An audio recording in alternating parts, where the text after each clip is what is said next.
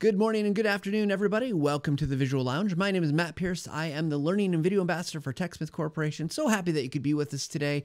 We have got a great show because one of the fundamental things that every good video creator should know about is how to write a good script. And not only how to do it well, but how to get faster at it, especially if you're doing instructional content. You probably got a backlog that's about 10,000 items long, and you need to get through those really quickly. So a few years ago, I was at a conference called TLDC. So shout out to our friends at TLDC. And I met our guest, Dana Haines, and her husband, Chris, in Phoenix, Arizona, of all places. And, you know, I didn't really get to know them too well, but I knew, like, okay, they're creating e-learning modules, kind of like doing freelance. It seemed like she's probably going to tell me I was all wrong. One of the interesting things is they were living in an RV full time. And I thought, man, that is so fascinating. But here's the cool thing. That is not the most fascinating thing about Dana Haines. Dana is someone that, as I've gotten to know her over the last couple of years, is someone who dives in and has been working hard to refine her processes. She has been really, like, I've seen this drive to make better videos, to make more effective videos, to make videos faster.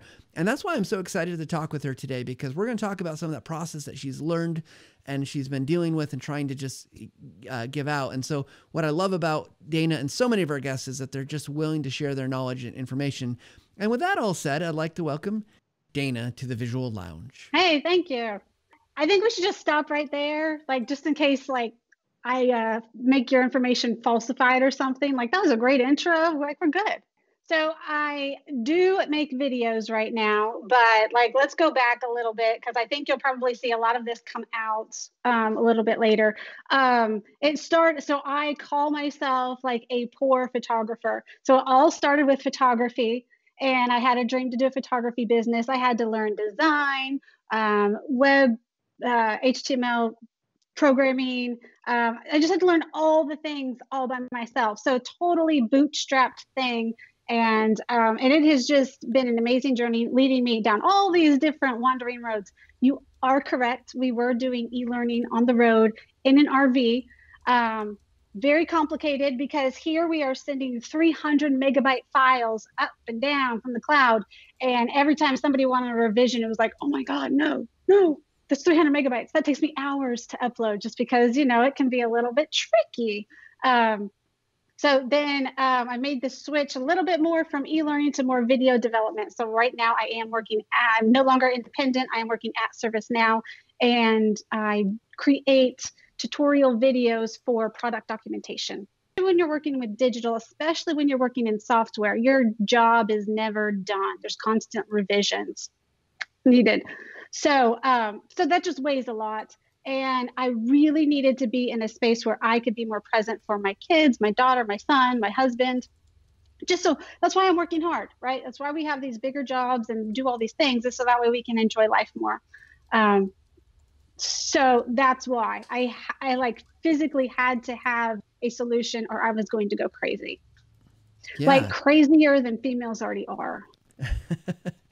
I think you're right about the stress level. And I think it's everybody, right? In this kind of crazy COVID, the world is in a difficult situation. I think everyone's stressed, and having that time makes a lot of sense to me, that you'd want to not have to be thinking about all the challenges of work, you know, like, and I think a lot of instructional design jobs, it feels like there's just taking the information and pulling it in, and you're got to kind of process that. Okay, so we got this need, kind of this personal need to get faster, which makes a lot of sense. But one of the things that we've talked about a little bit is kind of where that speed comes from. And I think one of the things we talked about was the idea of your script being kind of one of those places that you can kind of make or break the timing on something, right? Like, and I'm guessing it's not just how long it takes you to write it, but everything from the process on. Right, from start to finish. So we're working with these SMEs, and if I'm taking too long to write the script, if my script is taking 3 weeks, and then plus we have video production after that, like, they're bored with it. And quite honestly, so am I.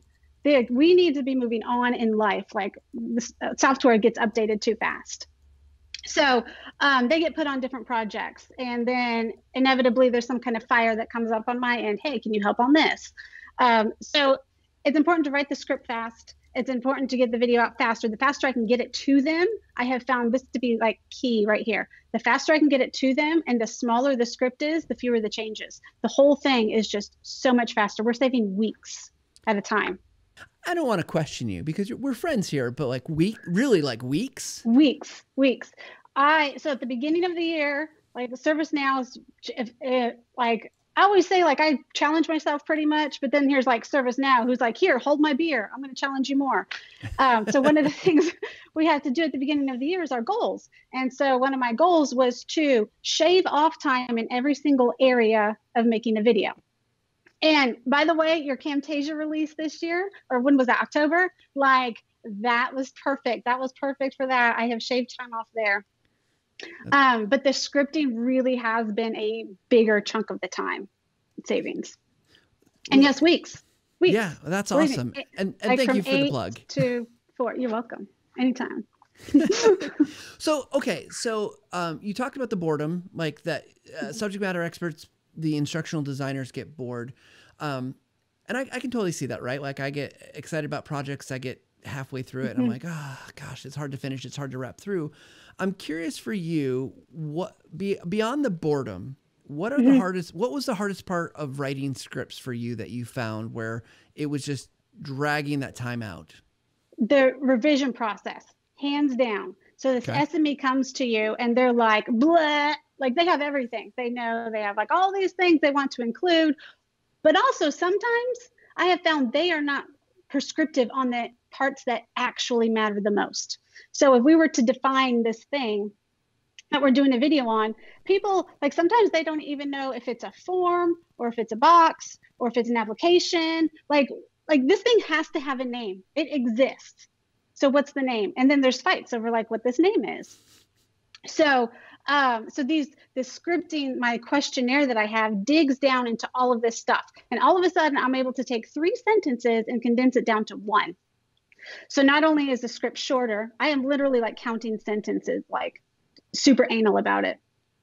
So not only is the script shorter, but then just the demo and creating the video itself, all of it becomes shorter as well.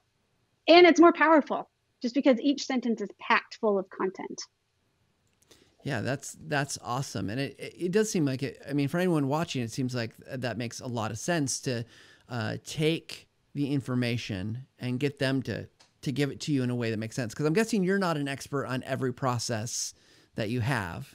And so you are. Of course you are. I shouldn't have doubted. I'm sorry I doubted you. But like, no, I'm not. I mean, what you literally told me, like there's like, what, 4 years of backlog work? You've got a lot of work. I think 3. Just 3. Just 3. So it becomes imperative though that to grab that information. How do you like? So you've got this form. How did you decide what questions that should go on there? Because I'm guessing if I were to go out and create myself some kind of form, it would be different than your form. It might be different than anyone watching form. So how did you narrow down those questions of what to ask your subject matter experts? If you can go do a little pre-research on your own and figure it out, that gives you a big head start. Then one of the things I have done is I have selected, I think there's like I have like a total of 26 questions. Okay. And I will customize them. I will delete some as needed. But it has been a revision process. I think I am on like the 4th major revision now of these questions. And like your words matter. I'm changing 1 or 2 or 3 words in one question. It is amazing the different content you get back. So you just kind of just pick some questions and then try it, manipulate it, and then just constantly revise. Do you have one question that's like the one that is like it brings it home, or it's always gets the most kind of grab and benefit for you? Oh gosh. Of your 26 questions, which one is your favorite? The definition question. The definition by far. Yeah. So it's like define what this thing is or define what this means. Yeah. And we specifically need to talk about like, and I do get a little bit broad. So like who's using this thing? And again, like specifically what it's called, because I feel like sometimes maybe we dodged what this thing actually is, why it exists. Right. Okay. That's awesome. And I think I can hear the rebel in me saying like, oh, this sounds like a lot of work is it really worth it, like, to do? Because I mean, because as instructional designers, we've been taught about analysis, right? Do your analysis. We always talk about know your audience, and it sounds like what you've done is put together a really great analysis, so that when you get to the script, you're not guessing at what everything is. Yes. Yeah. And then one of the things that I've done is if I am pretty solid on the content, like I'm pretty sure I understand what they were telling me and I'm confident with the information they gave me, I will just go and do the video. I'll just do the whole thing and take the chance of having to redo narration or any part of the recorded demo, because that is faster than going through script revisions. And sometimes people can't visualize it anyway. So, so it's sometimes it's just, that's part of the, again, push it out and then just take the risk. Well, I love that, because what you've just told me is I don't necessarily have to write a script. Okay.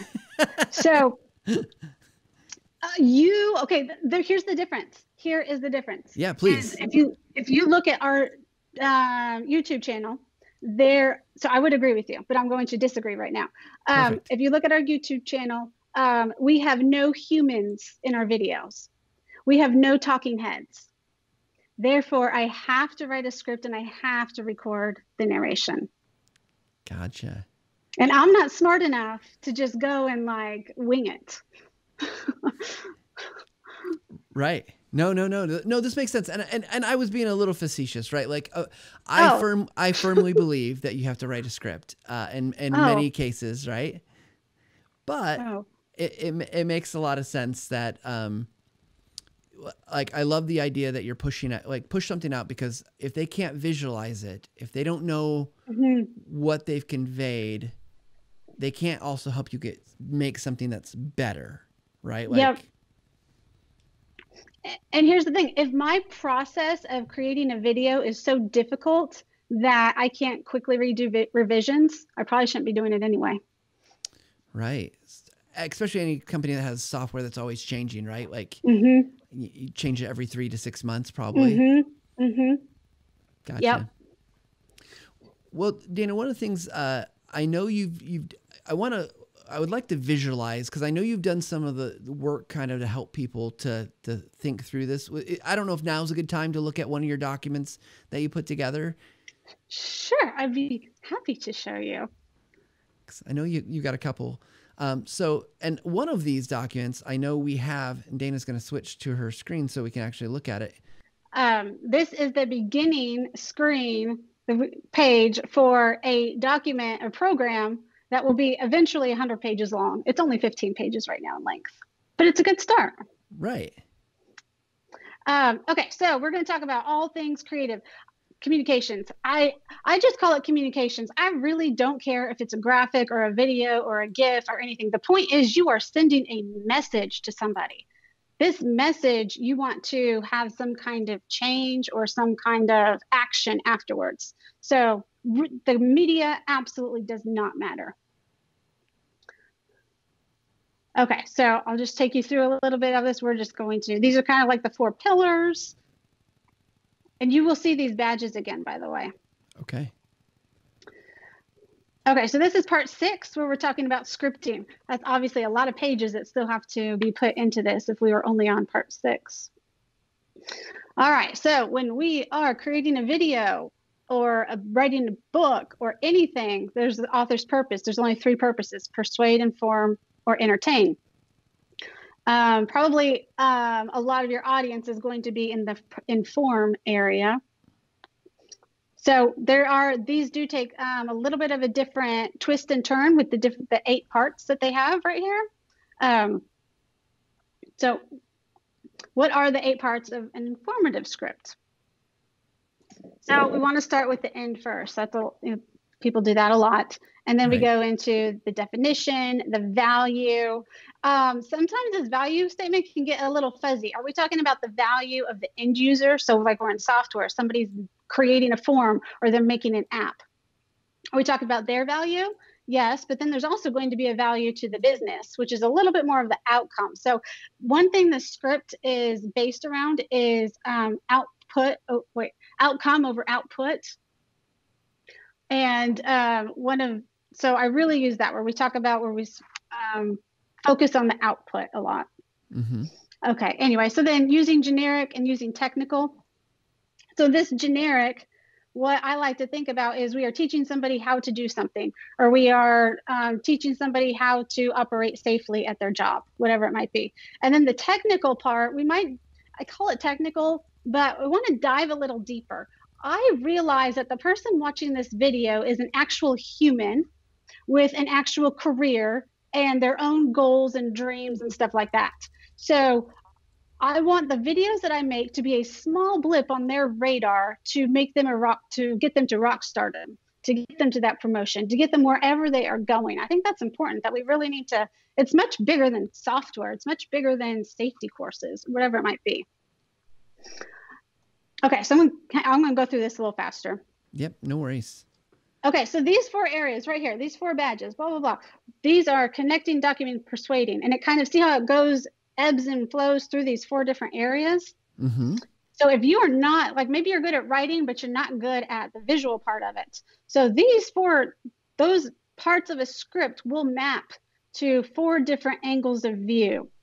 And Dana, could you zoom in on your screen a little bit so we can see that just a little bit better? I'm switching. There we go. Okay. Perfect.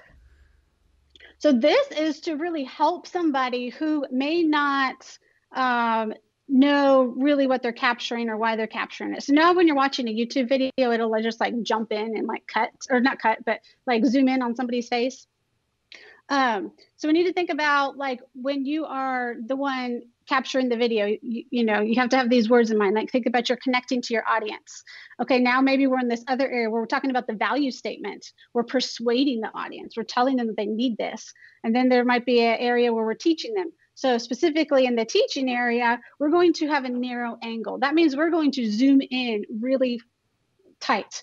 We're going to include parts of this in the shadows, parts of the other areas of the shadows. They don't need to see anything. We're talking about this one itty bitty little thing. They should have enough knowledge on the subject. Their brain can fill in the gaps without us showing the whole thing to them.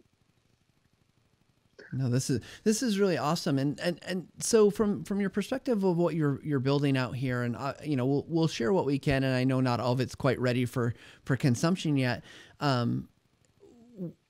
From the value of, like, when you're creating the scripts, are you also thinking about visuals along the way? Or is that coming later? What's your process look like for that? Yes, I am thinking about it along the way. So I think like these 4 areas are embedded in my brain, and like they're kind of like a Bible. So as we go through this, so here's like kind of like the definitions of each of the 8 areas of what you might do. And as I pull questions from this bank, I am visualizing what it might look like. And the whole thing is I'm honestly keeping I am interviewing the SME, but on the flip side, the customer has to be in mind the whole time. So I am visualizing what I want them to see rather than what the SME's words are. And so what I would do is just pull questions. And again, these are the questions that would need to be revised, completely customized. They are fairly generic.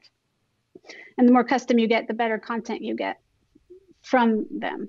This has the topic that I think everyone wants. How do I write a script faster? Okay.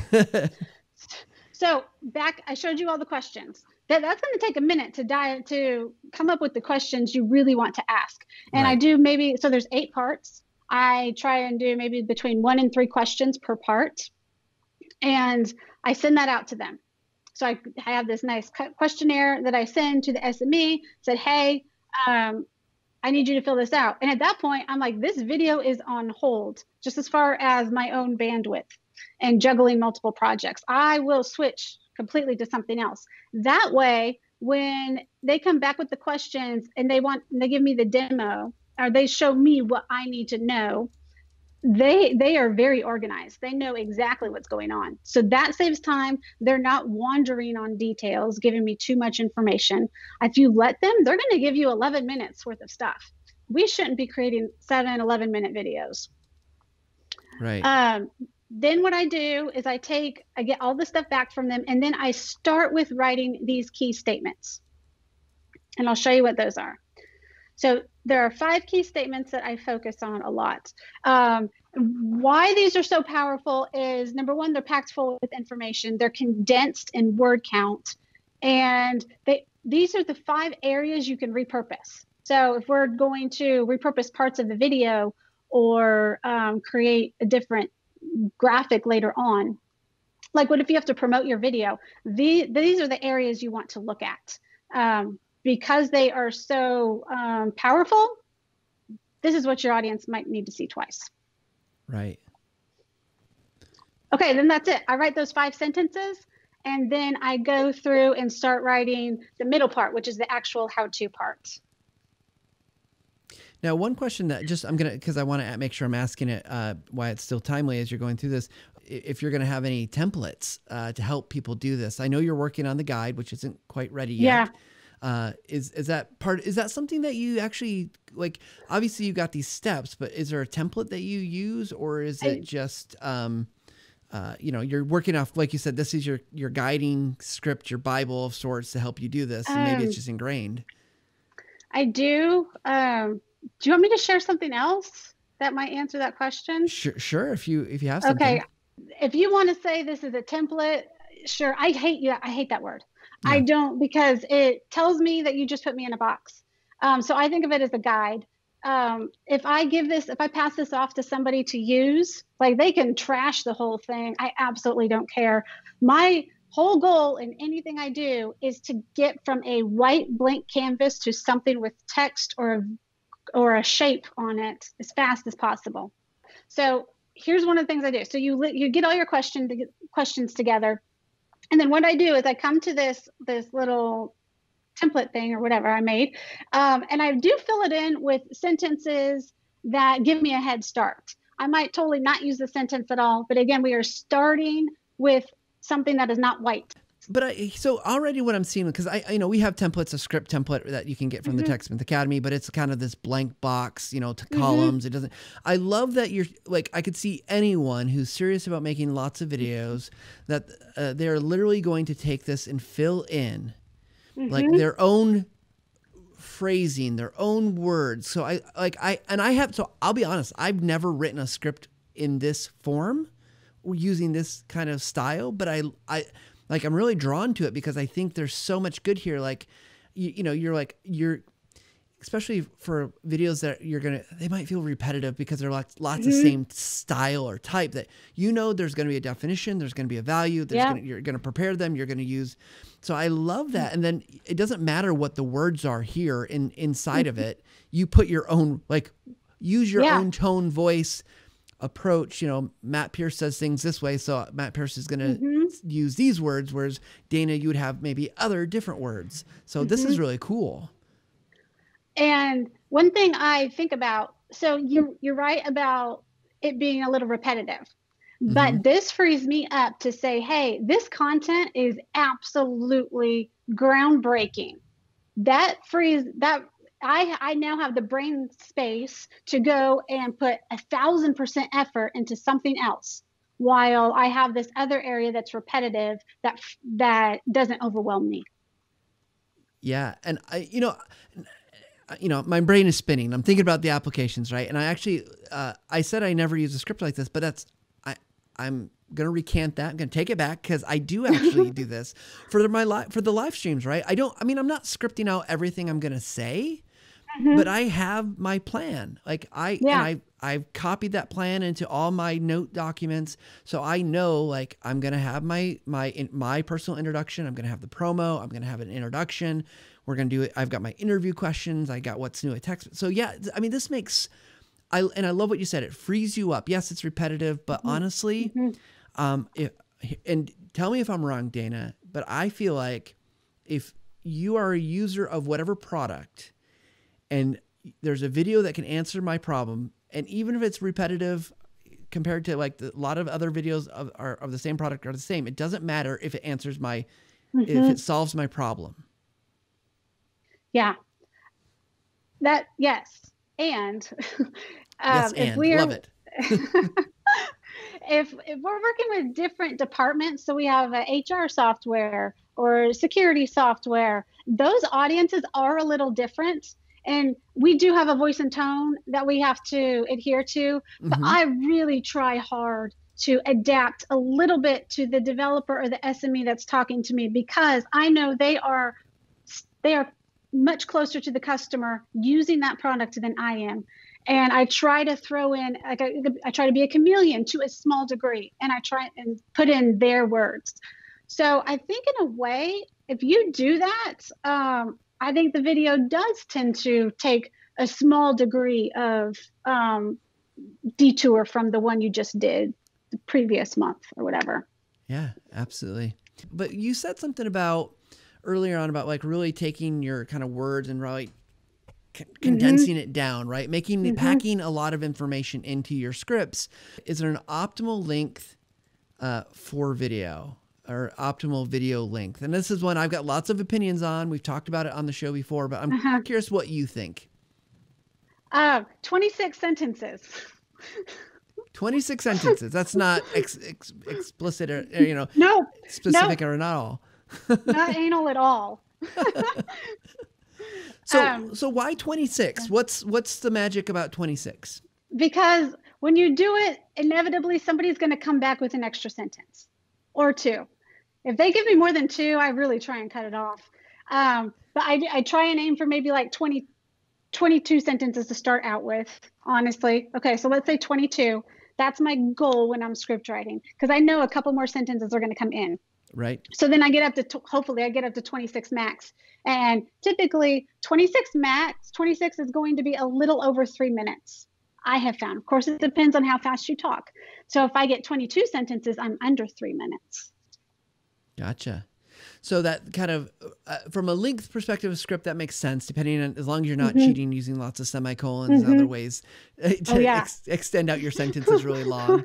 I do that. But around the 3 minute mark is what you have found to be an effective video. Yes. Yeah. And I think that lines up with the data that I've seen. TechSmith has done lots of research and looking at what people prefer. And I think, Dana, you've done a good job of understanding your audience, what they need, getting in, getting out. And I think it's a great length.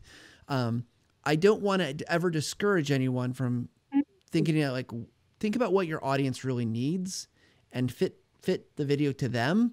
But shorter is always better, but it's okay to go a little longer. Yeah. And if you have a human in the video, I think the 3 minute thing is kind of out the window, in my opinion, because now you're being entertaining. There's more entertainment elements than the videos I do. How do you get an SME to restart after a prolonged period of silence due to the process taking too long? You pay them. You bribe them. Okay. No, but one of the things that I do to get buy-in, period, which could cover this, is, again, we always need to focus on the other person. So now I am not focused on the audience that's watching the YouTube video. I am focused on my SME that is not working well with me. And I'm saying, hey, if we had this video, would it help you in your job? Are there any customers that you have waiting on this? Is there a way that, how can this video help you? And I extract that information out of them. And then all of a sudden they want to play in the sandbox with me. Yeah. So motivating them by helping them see the value of what they're good. Even though, yes, it's work. They're going to have to work, but it's going to give them that value. In my mind, it has to help them in their job. These videos are complicated. They take a lot of time. It needs to be benefiting multiple people involved. Right. Yeah. I mean, because I would imagine that someone requested a video. It's not like you just sat there and said, hey, although I do this sometimes. So it's sometimes like, what videos do we need? No, there's a real business need tied to the driving you or your team to have to create those videos. So you probably got to, maybe the SME doesn't know that. Maybe they haven't considered it. Yep. So they just need to internalize it a little bit. And then all of a sudden the door's open. Yeah, for sure. Although I'm sure cookies or, other bribes sometimes help. I've actually never done that, but I totally would. I don't know if we can do that in this COVID situation. Can I bring you food? I've never done that either, but I have noticed that one of my most successful opportunities working with a subject matter expert was, getting them excited about the work, getting them excited about what it meant that they wouldn't have to, like this one guy, he was doing all this training. He was the only person that had the information in his head. And it's like, hey, you can move on to other things. I want to ask you, of all this stuff that we're talking about, specifically with script writing, right?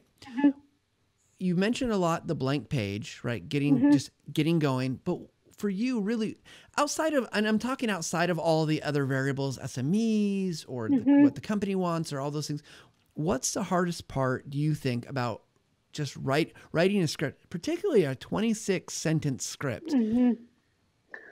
The hardest part by far is sitting down to do it. Sometimes like my brain's just going too fast, and the writing part is kind of slow, right? It's like kind of quiet and slow. And sometimes I have to psych myself out. And how do you do that? I don't know. I think I bribe myself sometimes with M&Ms. You can have one M&M every sentence. That's about a pack. No, seriously. I'm serious. Like, yes, that is true. Hey, whatever it takes to get 26 sentences written, I'm down. That's my new motivational technique.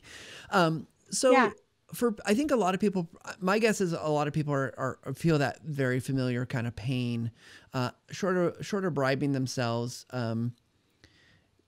What advice would you give to someone to get better at this? Like, how does someone go about getting better? I mean, there's a standard answer, and I don't mean to kind of diminish this, but practice. But I feel like sometimes practice in a vacuum doesn't make me better. I make a lot of the same mistakes and over and over. So do you have practices or ideas or things that people can be doing to maybe hone this craft of script writing?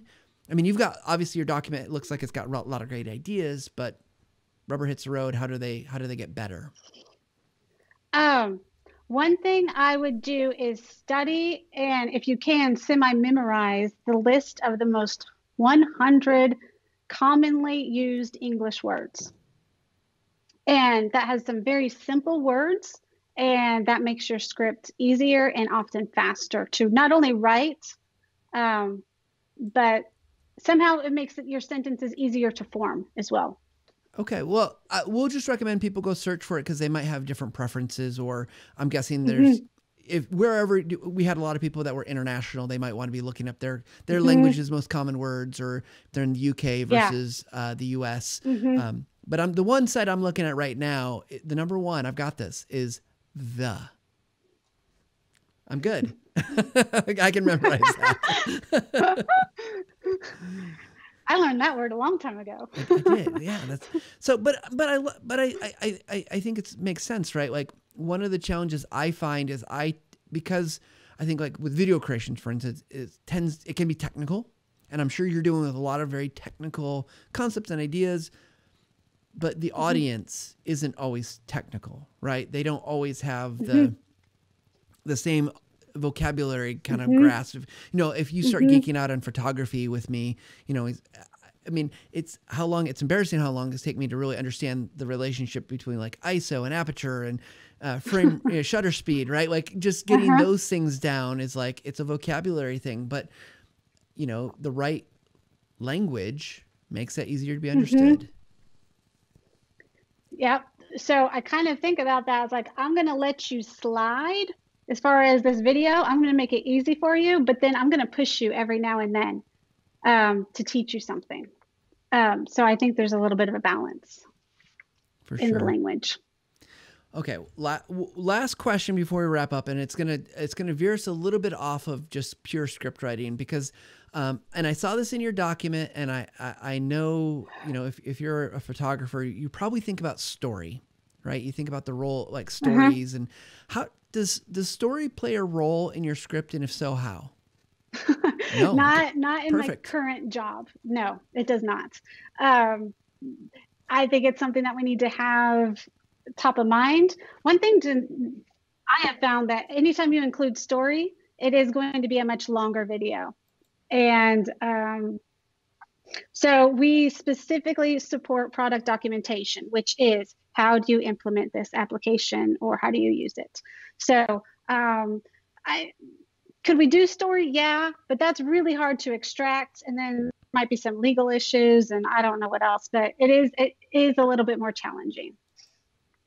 No, well, I appreciate that answer because I think, I think there's a lot of push for story right now. I see it kind of in video that like, oh, you gotta have stories. But what I worry about, especially in instructional content and how-to content, is if you've ever gone to a recipe website and the first like 3 or 4 pages before a recipe are all like this long story, and I just need to know what the ingredients are. It gets frustrating. Mm-hmm. Yeah. So, yep. Okay. Awesome. Well, Dana, I really appreciate you taking your time out of your busy schedule. I mean, you could have probably written 12, 13 sentences for the next script during this time. So I really appreciate it. I know. Dana, you did share with me a document. Is it okay if I share that with everybody, the downloadable that has the scripting content? Please. Okay. Please do. I'm going to put that right in now. So if you guys want to download a document that we didn't get a chance to look at, go ahead and go. It's in a Dropbox. You can just go download it. It should auto start downloading. It is going to walk you through. Let me pull it up here on my side. Creative tutorial video, script design, audio, video. Talk you through a lot of some of the things that we talked about. Give you some process stuff. Thank you so much for sharing this with our audience. I think it's a great resource, and I'm excited to have it at my disposal, as well as to give it to everybody else. Of course. Always a pleasure to talk with you. Hopefully we'll get a chance to talk again. Anything before we're done here, anything last you want to plug, or, we know your document's not done, but any place they should go and look for it eventually. I mean, hopefully we'll see the messages on Twitter and LinkedIn and all the good places, but. Well, they can follow me anywhere I won't say anywhere, but at the Dana Haines. Or maybe a plug could we redo this again in like 6 months and we'll like unleash the beast? Absolutely. I know you got lots of great things that you're working on, so we will definitely do that. So Dana, thanks again. Thanks, Matt. You are welcome. So everybody, we are so grateful for our guests. With that said, I want to thank again our guest, Dana Haines. I want to thank everybody behind the scenes at TechSmith that is helping us put this all together, our friends at Content 10X, and so many more. We appreciate you guys tuning in, and hopefully you'll be with us next week as we go live with another great episode of the Visual Lounge. We will see you guys next time.